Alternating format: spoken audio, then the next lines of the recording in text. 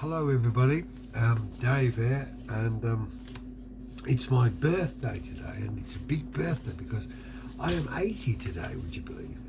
And as many of you know, I'm a believer. That means I don't think we evolved from slime. I think Creator God made us. I think He made this earth, this beautiful place that we're in.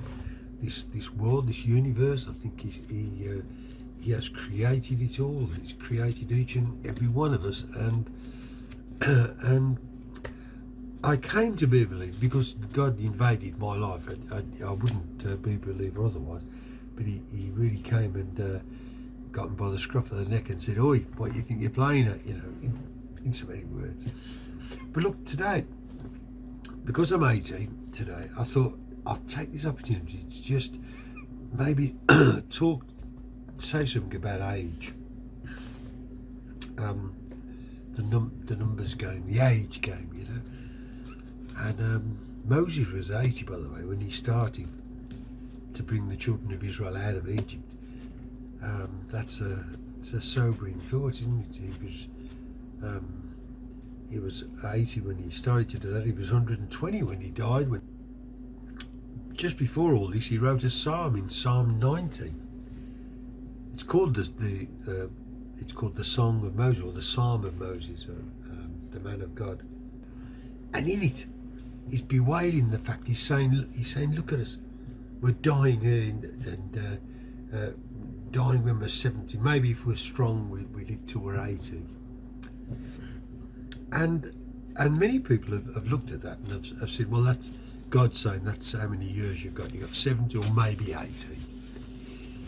But you know, Moses was already 120 when he wrote that. And Moses was bemoaning the fact that these people were dying way too young.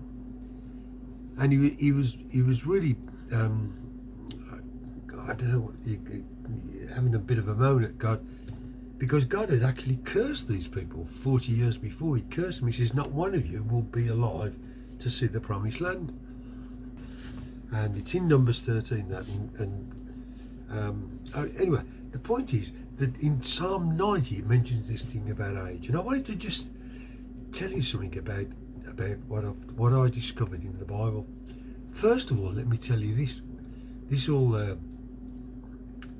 be a new wrinkle in some brains, I think, and that is this: that God designed us to live forever. God designed us to live forever. And you say, well, how on earth can you say that? And okay, Genesis 3 verse 22 says this: now that they have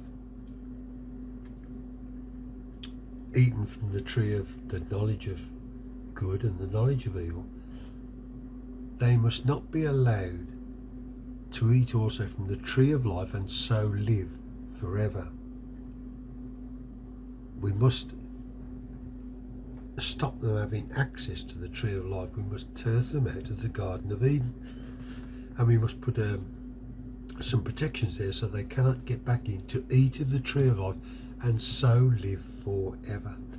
That's what the scripture says, Genesis 3 verse 22. God designed us to live forever, but for some reason, in order to do that, we had to eat a certain from this fruit that He put on this tree called the tree of life.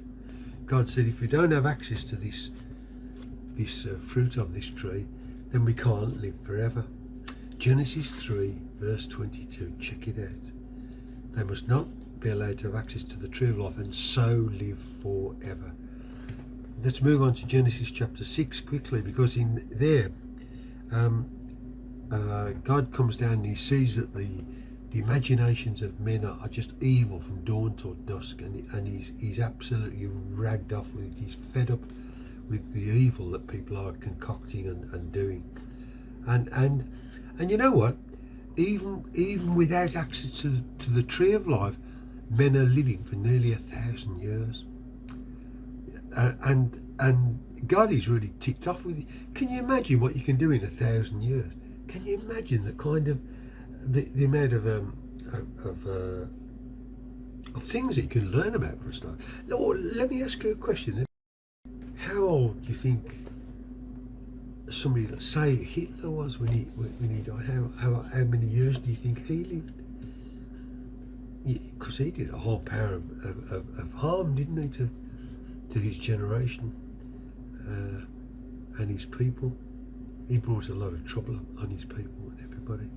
But you know what? You'd be surprised to learn that he died 10 days after his 56th birthday, April the 30th, 1945. He was 56 on April the 20th. 56 years, that's all. That's all he lived, and yet he did all that amount of damage. Can you imagine what people can do if they live for a long while? God came down in Genesis chapter 6 and he's really ragged off with what he's seen. And he says, I will not contend with man forever. Their days will be 120 years. And that's what he says. That's what the book says.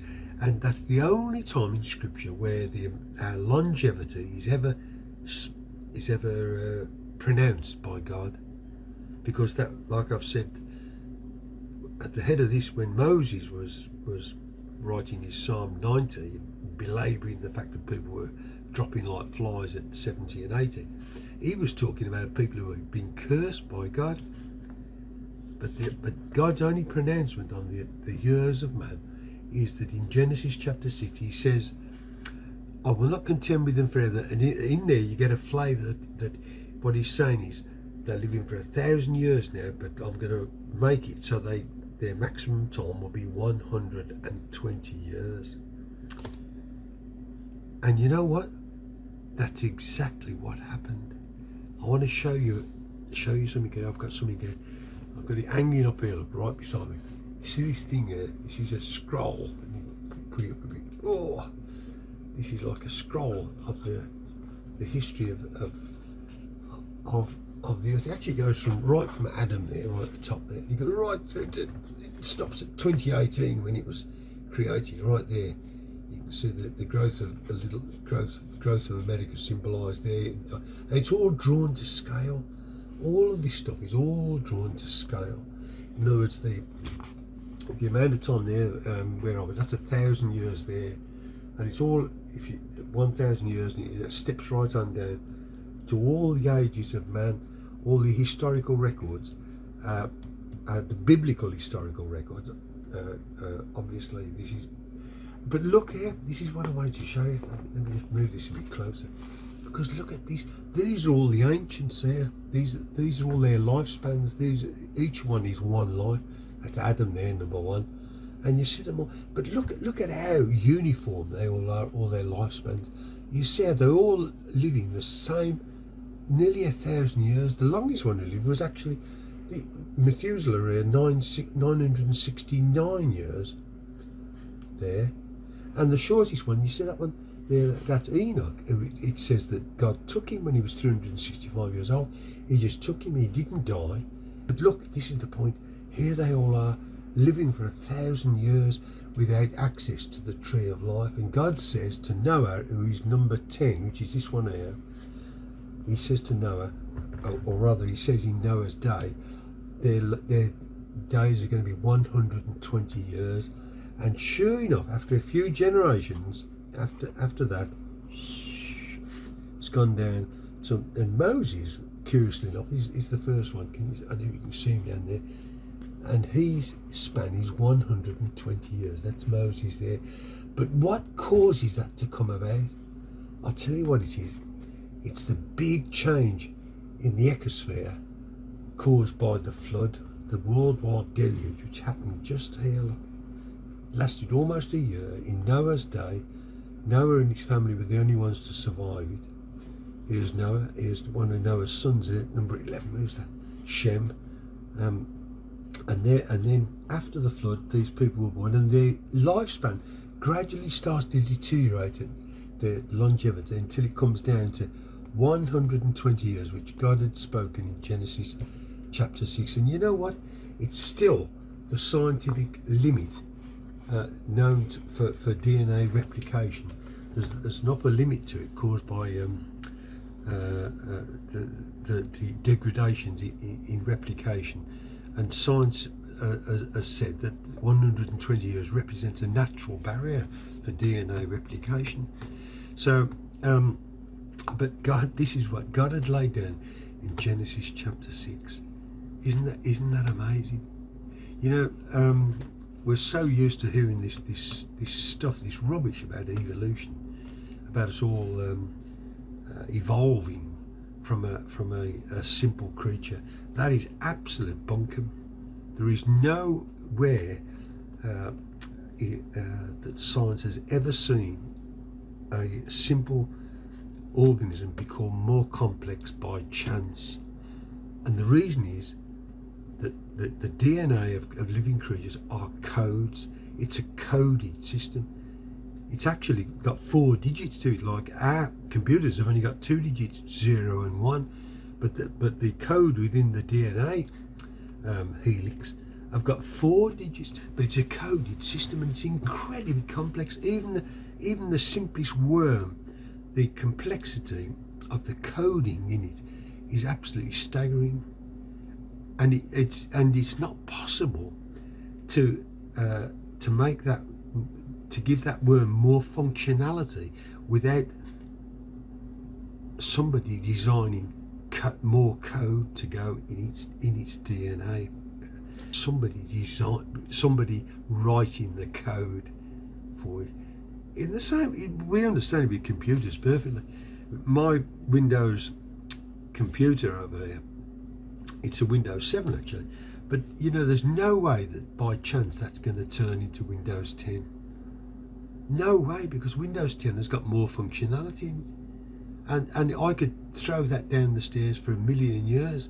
I could cause all kind of accidents to happen to it that would never turn into Windows 10 ever, because Windows 10 requires an intelligence to write the code for the added functionality of Windows 10, and a human being requires added functionality compared with other forms of life.